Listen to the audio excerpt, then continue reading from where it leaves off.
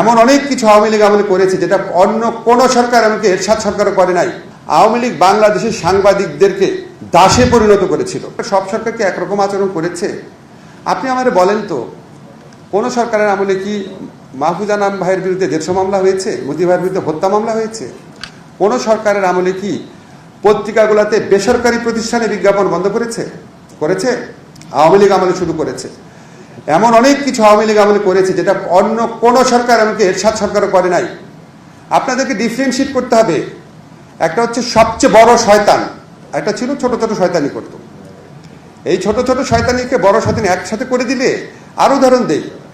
মতি ভাইয়ের পত্রিকায় বিএনপি আমলে সারাক্ষণ শিশির ভট্টাচার্য কার্টুন আঁকতো, তারেক রহমানের কার্টুন, খালেদা জিয়ার কার্টুন, মির্জা ফখরুলের কার্টুন ছাপতো না? আওয়ামী লীগ আমলে কার্টুন ছাপতে পেরেছে? শিশির ভট্টাচার্যের নামই ভুলে গেছে, সে বোধহয় পত্রিকা জগৎ থেকে দূরে সরে গেছে। বিএনপি আমলে আপনার একটা সার্ভে করা হতো, প্রথম আলো ডেইলি স্টার মিলে একটা সার্ভে করতো যে কোন দলের পক্ষে কতটুকু সমর্থন আছে। যেই আওয়ামী লীগের বিপক্ষে যাওয়া শুরু করেছে, ওই সার্ভে ছাপানো গেছে বলেন? বিএনপি আমলে বা এরশাদ আমলে পত্রিকা অফিসে ঢুকে এভাবে অ্যাটাক করেছে? আপনারা সবাই বলেন যে আমরা অনেক অত্যাচার হয়েছে, একটা ঘটনা আপনারা ভুলে যান। আমি আজকে মনে করাই দিই, সংগ্রামের সম্পাদক আবুল আসাদের উপর যেভাবে হামলা হয়েছে, আপনাদের কি মনে আছে? এটা মধ্যে 90 বছরের লোক, কি বিভৎসভাবে, মনে হচ্ছে না একটা মধ্যযুগীয় কাজে টেনে হিচড়ে একটা বৃদ্ধ লোককে নিয়ে যাওয়া হচ্ছে। জাস্ট সে একটা শব্দ লিখেছে দেখে। এই ঘটনা কি বিএনপি আমলে, এরশাদ আমলে হয়েছে? এরকম ঘটনা হয়েছে? এতগুলা পত্রিকা বন্ধ হয়েছে? মাত্রা আকাশ পাতাল পার্থক্য মাত্রায়।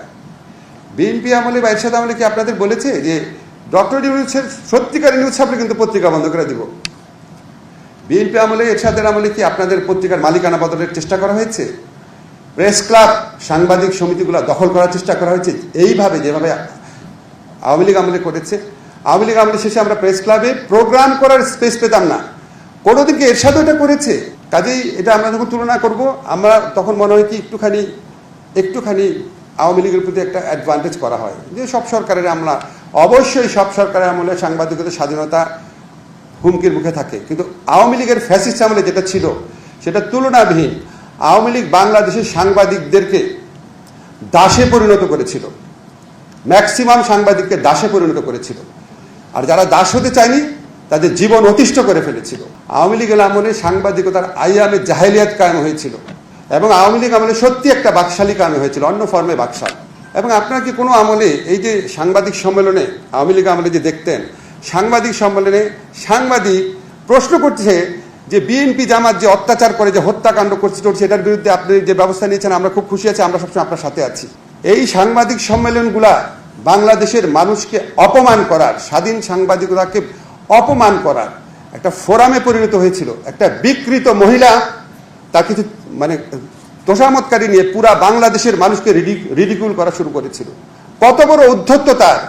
সে বলে, রেহানা আমাকে বলেছে তুমি 15 কোটি ইয়েকে কি বাংলাদেশের মানুষকে খাওয়াতে পারো, তুমি 30 লক্ষ রোহিঙ্গাকে খাওয়াতে পারবে না। কি অডাসিটি চিন্তা করেন! তার বাপের সম্পদ ছিল বাংলাদেশ। কোন শাসন আমলে কোন শাসক এভাবে কথা বলেছে? বলে নাই। কাজে আমাদের থেকে ডিফারেন্সিয়েট করতে হবে, না হলে আমরা আওয়ামী লীগের প্রকৃত যে দুষ্কর্ম সেটা এক অর্থে আড়াল করা হবে। আমরা যে কোনো বিচারে যদি করি, আচ্ছা আমার 2 সন্তান বা 3 সন্তান আছে, এক সন্তান পরীক্ষা খুবই খারাপ করেছে, বাকিরা মিডিয়াম করেছে, আমি কি এটা বলবো তোমরা সবাই খুবই খারাপ করেছো? তাহলে বাকি 2 জনের প্রতি অন্যায় করা হয়, আর যারা খুবই খারাপ করেছে তাকে লাই দেওয়া হয়। আমি আশা করব এখন আপনারা ধরেন এই বিরুদ্ধ সময়, 15 বছরের সময়, আমি জানি অনেকে অনেকভাবে স্বাধীন সাংবাদিকতার চেষ্টা করেছেন, অনেকে করেছেন, অনেক ক্ষেত্রে করতে পারেননি, করেছেন।